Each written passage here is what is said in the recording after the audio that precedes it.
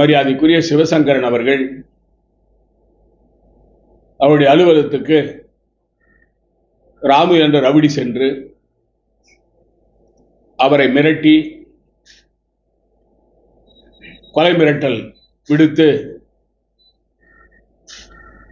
நீ இந்த வியாபாரிகள் பிரச்சனையில் தலையிட்டால் உன்னுடைய உயிர் இருக்காது என்று பட்டவர்த்தனமாக கூறிவிட்டு சென்றிருக்கிறார் அவருடைய அலுவலகத்திலேயே. இந்த ரவுடியினுடைய பின்னணி மிக பயங்கரமானது. அவர் மீது 27 கொலை வழக்குகள், பணப்பறிப்பு வழக்குகள், கொள்ளை வழக்குகள் என்று, மிரட்டல் வழக்குகள் என்று பல வழக்குகள் இருக்கின்றன. கொலை வழக்குகள் மட்டும் 10க்கு மேல் உண்டு. அவர் பல வழக்குகளில் ஜாமீனில் வந்திருக்கிறார். 10 வழக்குகளில் தேடப்படுகின்ற குற்றவாளியாக இருக்கிறார். இந்த கொலை மிரட்டல் விடுத்த இந்த ராமு என்பவர் மரியாதைக்குரிய முதலமைச்சர் ரங்கசாமி அவருடைய பகுதியைச் சேர்ந்தவர்.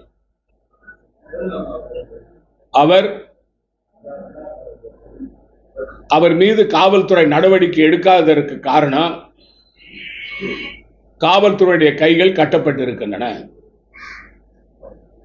முதலமைச்சர் ரங்கசாமியினுடைய நேரடி தலையீட்டால் அந்த ராமு என்பவர் காவல்துறையால் கைது செய்யப்படவில்லை. ஒரு சாதாரண வழக்கில் கூட சம்பந்தப்பட்டவர்களை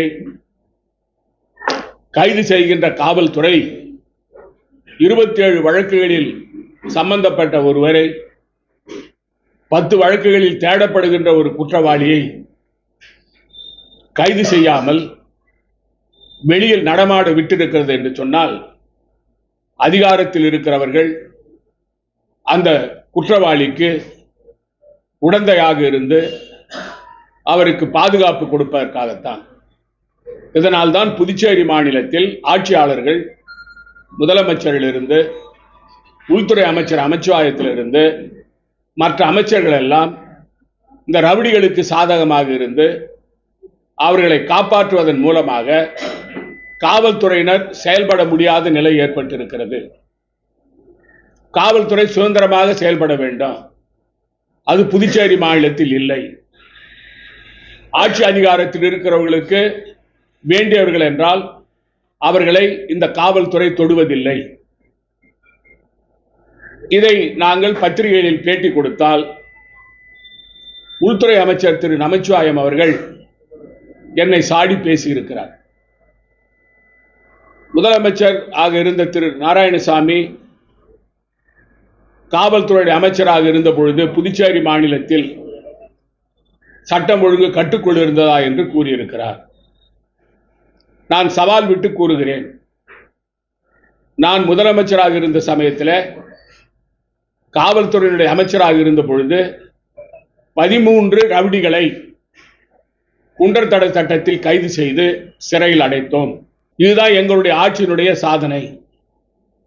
திரு நமச்சிவாயம் அவர்கள் ஏதோ எங்கள் ஆட்சியில் எதிர்க்கட்சியில் இருந்தது போலவும், அவர் அமைச்சராக இல்லாதது போலவும், அவர் ஏதோ வெளியில் இருந்து பேசுவது போலவும் முதலமைச்சர் நாராயணசாமி ஆட்சியில் இது நடக்கவில்லை என்று கூறுகிறார்.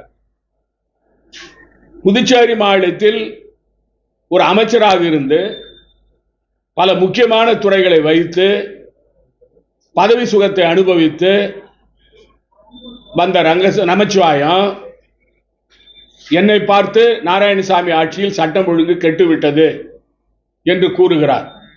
உண்மையிலேயே எங்களுடைய ஆட்சியில் சட்டம் ஒழுங்கு சரியாக இல்லை என்றால் திரு நமச்சிவாயம் அவர்கள் எதிர்ப்பு தெரிவித்து ஏன் அமைச்சரவையில் இருந்து வெளியே போகவில்லை?